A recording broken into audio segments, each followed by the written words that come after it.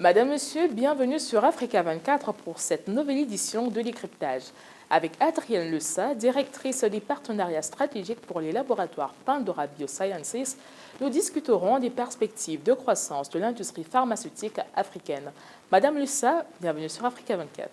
Comment les partenariats stratégiques peuvent-ils accélérer la recherche et la production locale de médicaments essentiels? C'est important d'avoir des partenariats stratégiques où il y a une division de ressources, de risques, mais aussi des bénéfices.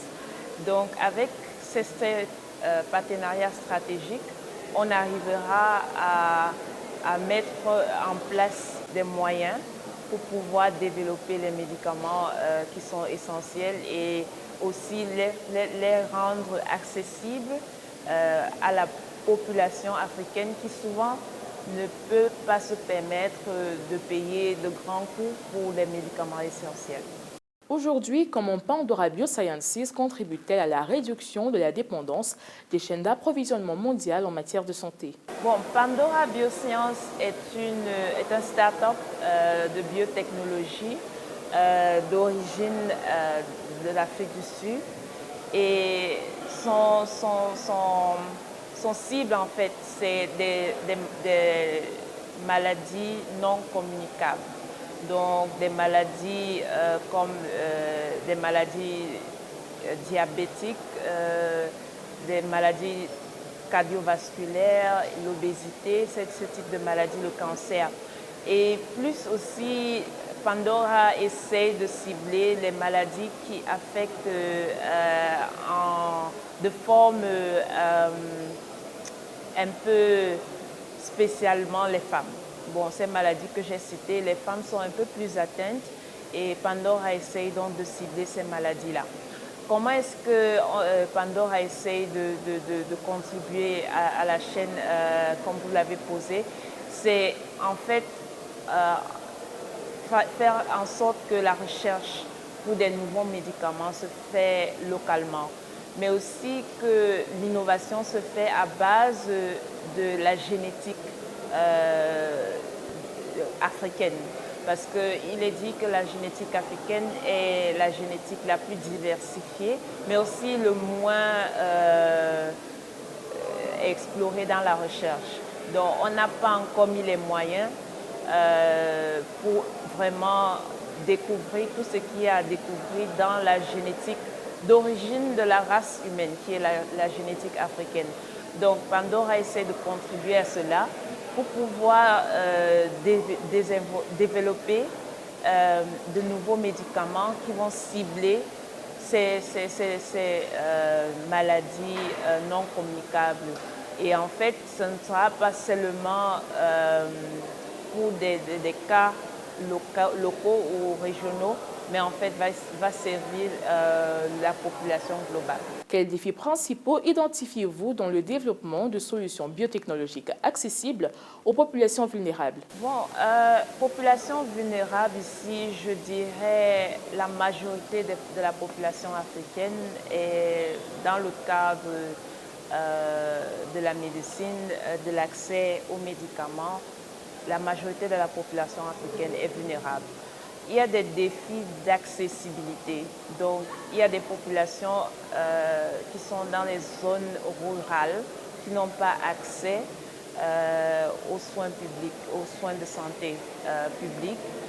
Donc, il y a une question d'accessibilité en termes de géographie. Mais il y a aussi en termes de technologie. Les technologies modernes pour les soins sont souvent dans les centres-villes où la majorité de la population n'a pas accès. Et aussi la technologie, elle n'est pas encore répandue dans la majorité de du territoire national ou des territoires nationaux. Donc il y a problème d'accessibilité, mais il y a aussi problème de coût. Il y a des médicaments essentiels, des vaccins essentiels pour la population, mais qui sont très coûteux.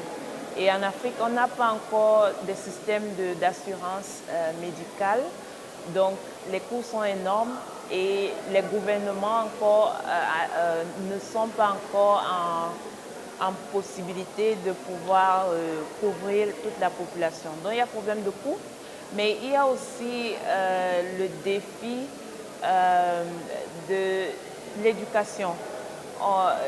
Il y a beaucoup de personnes en Afrique aujourd'hui qui n'ont pas encore accès à l'éducation. Donc ils ne sont pas au courant des bénéfices de la médecine.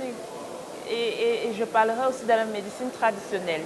La médecine traditionnelle qui forme une partie centrale dans notre soin, mais elle n'est pas reconnue ou elle n'est pas encore intégrée dans le système de santé publique. Et donc, il y a des risques à utiliser ces médicaments sans une régulation dans le cadre des politiques. Donc, il y a tous ces défis-là. Ceci dit, comment intégrez-vous efficacement la recherche et l'innovation dans les politiques de santé nationale pour renforcer la souveraineté sanitaire? Je pense que la politique a un rôle central pour pouvoir assurer notre souveraineté. Il faut des politiques qui, au niveau de la formation, qui forment des jeunes dans l'entrepreneuriat. Non seulement l'entrepreneuriat pour des industries financières ou informatiques, mais aussi des industries de la biotechnologie, de la santé ou digital health, medical devices, donc tout ce qui est pour la production de produits de santé. Donc il faut une formation ciblée, il faut une stratégie, il faut des politiques pour pouvoir former les jeunes parce qu'il y a un manque de talent, il y a un manque d'expertise dans ces domaines-là. Bon, l'autre politique aussi, c'est des politiques pour avoir accès aux ressources financières. Pour l'instant, la plupart des personnes qui entreprennent dans le secteur de la santé, de la biotechnologie, ils le font avec des ressources qui viennent en dehors du continent. Donc, il y a et en Afrique du Sud, par exemple, on voit maintenant la plupart des startups de biotechnologie, ils vont s'enregistrer dans d'autres pays, les États-Unis ou bien en Europe, pour pouvoir être plus proche des investisseurs. Donc il faut une politique où le secteur public, les gouvernements investissent dans notre innovation. On a beaucoup de jeunes qui sont entrepreneurs et qui observent, qui ont grandi avec ces problèmes. Et on dit où il y a problème, il y a une mentalité d'entrepreneuriat et de création, de créativité. Mais ils ne sont pas encadrés, ils ne sont pas formés et ils ne sont pas encadrés avec des ressources.